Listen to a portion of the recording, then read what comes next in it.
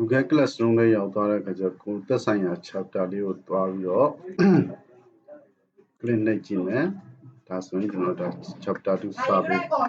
chapter 2 survey ထဲမှာကျွန်တော်ဒီ material ပေါ့နော်တင်ထောက်ပစ္စည်းတွေရှိမယ်အဲ့ဒီမှာကျွန်တော်ဒီကခုခက်ဖြစ်နေတဲ့ဟာ drawing file လေးတစ်ခု download ပေါ့အဲ့ဆိုဒီလိုပေါ်လာတဲ့အခါကျတော့ drawing file ကိုသူမသိတဲ့အတွက်ကျွန်တော်ဒီ image file နဲ့တက်လာအဲ့ဆိုတော့ကျွန်တော်ဒီဘက်က more action မှာသွားပြီးတော့ open and new window ဆိုတာလေးကိုနှိပ်ပေးပါ open and new window ဆိုပြီးတော့နှိပ်လာတက်လာတဲ့အချိန်မှာဒီမှာ download ဆိုတဲ့ button လေးပါလိမ့်မယ်နော်ဒီက download ဆိုတဲ့အလေးနဲ့တစ်ချက် down ကြည့်လိုက်မယ်ဟုတ်ပြီဒါဆိုရင်ကျွန်တော်ဒီမှာ download ရသွားပြီเนาะ download ရသွားပြီဆိုတော့ကျွန်တော်ဒီမှာ show in folder ဆိုပြီးတော့နှိပ်ကြည့်လိုက်ရင်ဒါကျွန်တော်တို့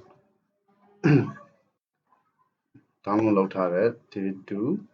survey line 1အဲဆိုတော့နမူနာဖွင့်ကြည့်လိုက်မယ်အဆင်ပြေမပြေသေးရအောင်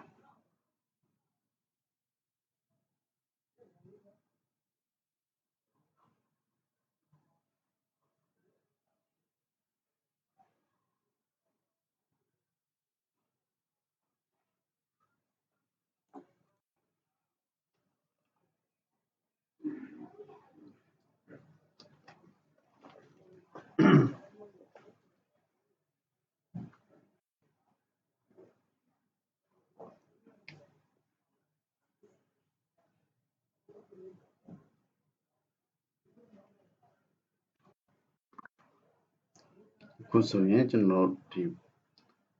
down ထားတဲ့ပုံလေးကိုဖွင့်နေတာဖြစ်ပါတယ်အခုဆိုရင်ကျွန်တော်ဒီ down ထားတဲ့ပုံလေးပွင့်လာရင်เนาะအဲဆိုဒီမှာ simple အသုံးပြုလို့ရဆိုတော့တွေ့ရနိုင်မယ်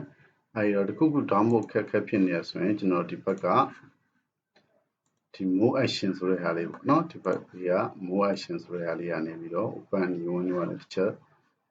သွားပြီးတော့ down လို့ရပါတယ်